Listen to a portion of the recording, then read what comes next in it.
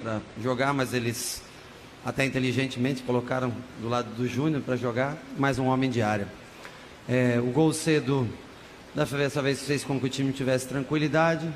Nós reduzimos um pouquinho a pressão, marcamos hoje um pouquinho mais baixo do que o de costume, para tentar fazer no contra-ataque, não se expor tanto, porque eles tocavam muito bem a bola.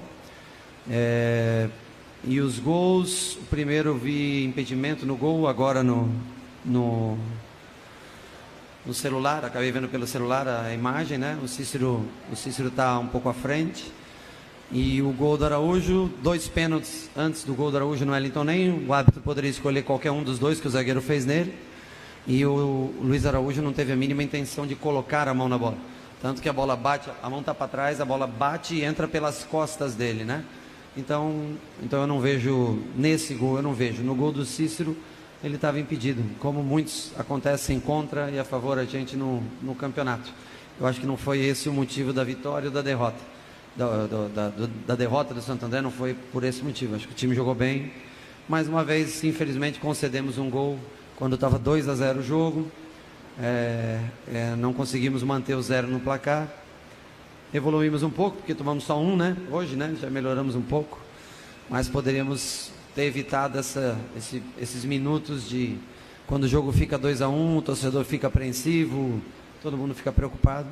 Mas em termos gerais, rendeu bem, até rendeu melhor no segundo tempo do que no primeiro, finalizou mais no segundo tempo. Eles tiveram 2 chances reais de gol, uma eles fizeram. Nós finalizamos 9 vezes dentro do gol e fizemos 4 gols. Então, quase 50% para cada lado de acerto nas finalizações, conseguindo concluir em gol. Mas foi um bom jogo. Depois do segundo tempo mudamos a maneira de jogar, né? Com a saída do Cueva, com entre 10 e 15 minutos, que já era programada.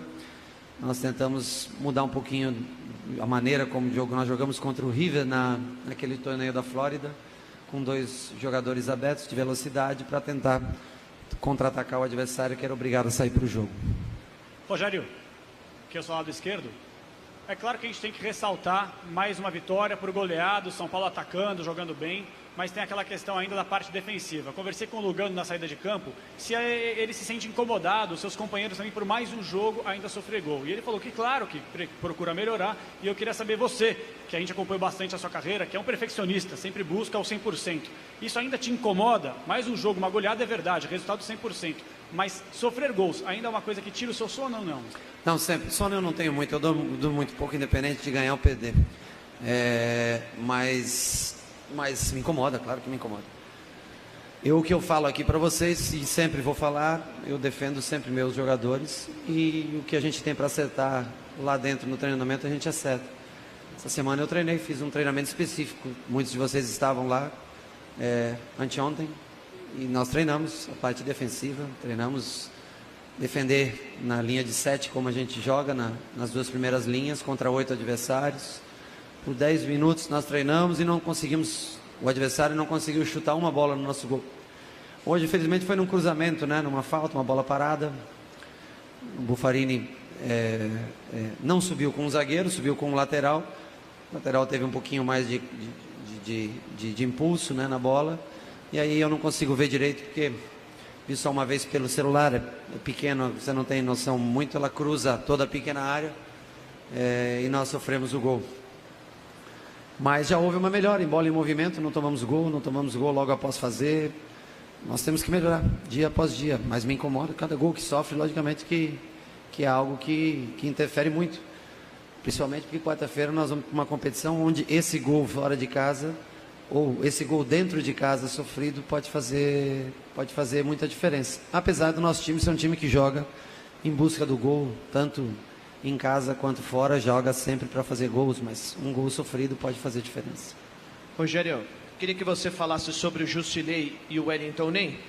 Eu vou colocar aqui de forma teórica, porque são jogadores da posição, por exemplo, o João Schmidt, que vem fazendo a cabeça de área, e o Luiz Araújo. Sim. Pela intensidade que esses dois demonstram desde o começo do ano, o Wellington Nem e o Jusilei estão muito abaixo pelo nível, pela exigência que você pede para eles dentro de campo? Não, acho os dois. O Wellington Nem, eu adoro o Wellington Nem. Acho ele um jogador fantástico. E o Jusilei é um jogador de muito boa qualidade técnica. Nós precisamos aprimorar um pouquinho a forma física dele. Ainda nós precisamos. Ele, ao menos essa é a minha visão, tá? E dos números da fisiologia. Nós precisamos, eu gosto dele, acho ele um ótimo cabeça de área, um ótimo primeiro volante, tem altura, tem todos os pré-requisitos que eu gosto, protege bem a bola, sabe jogar, tem personalidade. E nós só precisamos melhorar a parte física dele um pouco mais para que ele suporte 90 minutos e não a cada jogo a gente tenha que queimar uma substituição para um jogador específico. Mas vem evoluindo. 60, 65 minutos, acredito que ele jogou hoje, né? Vamos ver amanhã como é que se porta, vamos fazer os exames nele, como é que ele se comporta. E o João vinha jogando consecutivo, então eu precisava descansar o João e o Thiago. Mas o Thiago, eu não tinha até o Lucas Fernandes, mas que vem também voltando de lesão. E quando a gente começa ganhando um jogo, você quer manter os 3 pontos de qualquer jeito, porque nós fomos a 14 hoje, né? O Linense tinha vencido já ontem, a Ferroviária joga amanhã São Bento, pode ser? Contra o São Bento em casa, pode chegar a 8 e nós temos um clássico no final de semana e temos 2 jogos seguidos de Copa do Brasil. Então, Jusilei entrou hoje, jogou bastante tempo, eu pude botar o Wellington para jogar, preservei o João, o Cueva também com 60, 70 minutos saiu, preservar um pouco ele, vem sentindo um pouco de dor na perna. Nós estamos tentando rodar o máximo que a gente pode, um jogo joga Bruno, outro jogo joga Buffarini, tentando inverter, às vezes o Buffarini, eu sei o quanto o Buffarini pode render na direita e quanto ele pode render na esquerda, não sou estúpido, não sou uma pessoa boa, sei que ele rende mais do lado direito, mas nós não podemos botar Júnior, 90, 90, 90, 90, então a gente vai tentando sempre girar nesse momento do campeonato onde é possível fazer isso, para que quando chegue na parte final do campeonato nós não tenhamos jogadores fora por lesões musculares em momentos que, em tese, não são tão importantes quanto jogos finais, como as 2 quartas e as finais do Campeonato Paulista, que começam em abril. Rogério, aqui. Pensando que você tem um clássico no próximo final de semana e os 2 jogos de Copa do Brasil, é até bom que tenha esse clássico, que você mantenha a sua equipe concentrada para esses 2 jogos de Copa do Brasil, que são jogos eliminatórios. E ainda sobre a questão do Jusilei, no segundo tempo, o Thiago Mendes entrou jogando bem lá na frente. A sua ideia é juntar os 2, deixando o Jusilei ali na cabeça de área para um futuro? Ou o Thiago Mendes e o Jusilei estão ali meio que compatíveis? Não, no momento o Thiago Mendes faz uma função e o Jusilei outra completamente diferente. O Jusilei é um primeiro volante e a posição que ele vai se dar melhor, principalmente pelo condicionamento físico um pouco abaixo dos demais, é como um primeiro volante. O Thiago Mendes é um jogador que pode jogar até até como um 10, não um 10 clássico como o Cueva, cara, diferente posição. Mas é um jogador que pode jogar pelo lado do campo, pode jogar como segundo volante, tem muita força para chegar na área. Se eu não tiver o Cueva, como provavelmente não o terei futuramente, né, pela convocação da seleção peruana, é uma opção usar o Thiago. Enfim, depende de como sejam os jogos, de como sejam montados os adversários, a gente vai montar a nossa equipe. Mas Thiago e Jusilei, nesse momento, não concorrem por uma mesma vaga no time. E o clássico é sempre muito difícil, né? Santos, São Paulo, Palmeiras, Corinthians, quando se enfrentam, são jogos sempre complicados. Nós temos 2 jogos que nós precisamos passar de fase, que é a Copa do Brasil. E dentro disso nós temos o Palmeiras. E depois do Palmeiras uma viagem também, relativamente longa. Mas vamos pensar jogo após jogo. Vou pensar primeiro agora no ABC. Os jogadores que eu descansei tendem a voltar para esse jogo. Os que jogaram menos tempo tendem a começar o jogo. Rodrigo Caio, eu segurei pelo cartão para tê-lo contra o Palmeiras, porque eu já não tenho o Maicon. Não tive hoje. E eu acho pouco provável tê-lo na quarta-feira. Então eu não queria jogar o Breno 4 partidas consecutivas. O Douglas entrou hoje, foi muito bem. E eu tirei o Rodrigo Caio para preservar para domingo ele. E para tê-lo para domingo, aliás, para não correr o risco de um cartão. O Lugano também entrou muito bem. A dupla de zaga, aliás, foi muito bem no jogo de hoje. Firme, jogou simples, firme. Acho que fez uma ótima partida. Rogério. Aqui. Bom, esse é o Rogério Ceni. Daqui a pouquinho o Jackson Pinheiro vai trazer a programação do São Paulo, que joga na próxima quarta-feira. Quesada, a gente fazia a conta do número de jogadores titulares que começaram o jogo com o Santo André. Vamos recapitular? Se eu perder de vista, você me ajuda, por favor. Goleiro Sidão. Quem mais? Lateral esquerdo, Júnior Tavares. Começou entre os titulares. Thiago Mendes. Thiago Mendes, Cícero e tem mais um. Tínhamos Luiz Araújo. E Luiz Araújo. 5 jogadores daqueles considerados titulares que estiveram em campo na classificação em Londrina contra o PSTC, começaram o jogo hoje contra o Santo André. Lembrando que o Buffarini começou como lateral esquerdo e agora voltou à posição original por causa da contratação do Júnior Tavares. E foi bem? Hoje, Buffarini?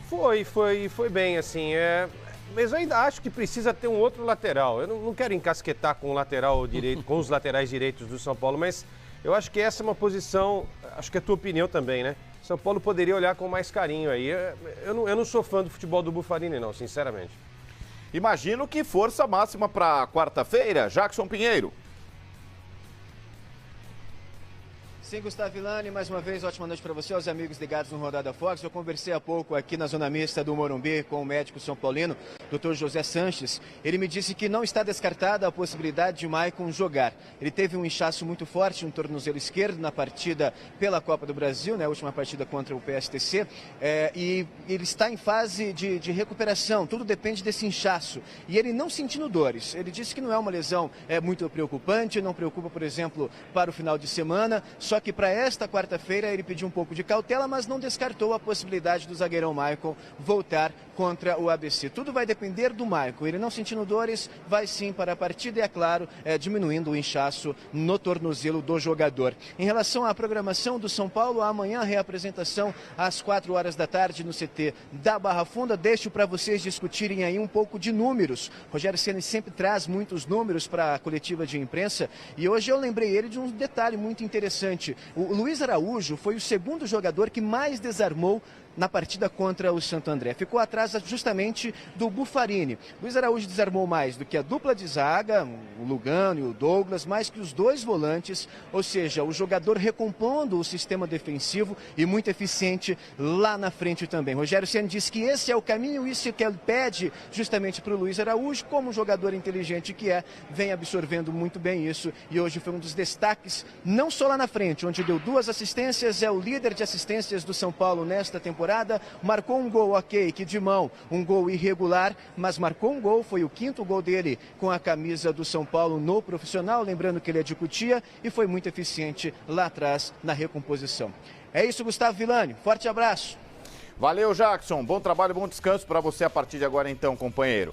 Savoia, uma observação, a partir desta fase, 2 jogos, não temos mais jogo único eliminatório, São Paulo pega quarta-feira o ABC, mas terá de jogar no Frasqueirão, a volta contra o time de Natal.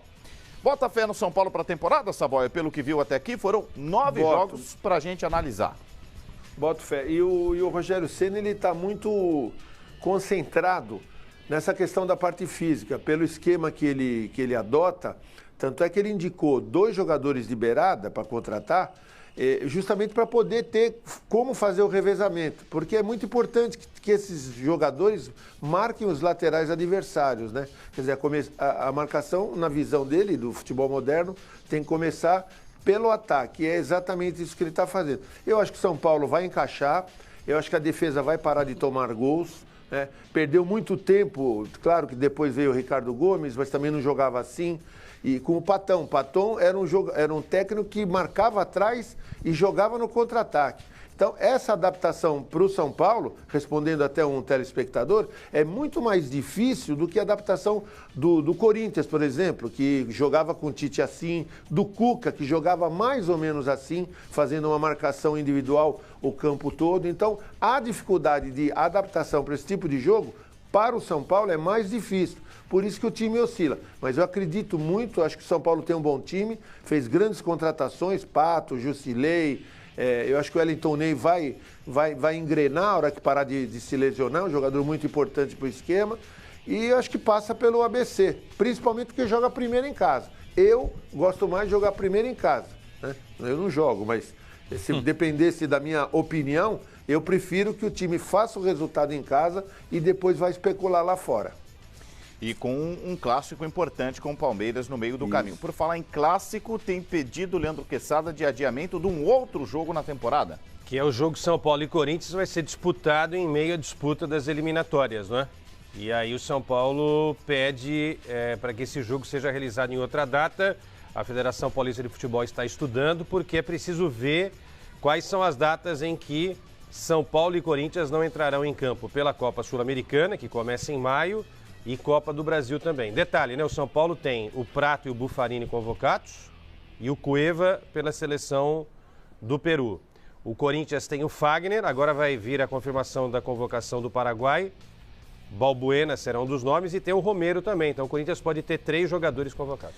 Voltamos a falar do Fluminense. Daqui a pouquinho tem mais São Paulo, mais Copa do Brasil, Libertadores. E não é que o Fluminense é campeão estadual e em cima do grande rival, Juliano Lima. Com certeza, né? Ainda mais com o Abel, né? Vamos ouvir o Marco Júnior. O profissional, ele me botou e eu pude fazer meu primeiro gol, né?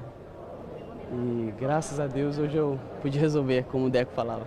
Marcos, uma disputa especial de pênaltis, uma vitória, uma conquista, um Fla-Flu que não tinha uma final já há um bom tempo, né? Como é que você fala dessa emoção também? Tem Copa do Brasil agora pela frente, não dá para comemorar tanto. A gente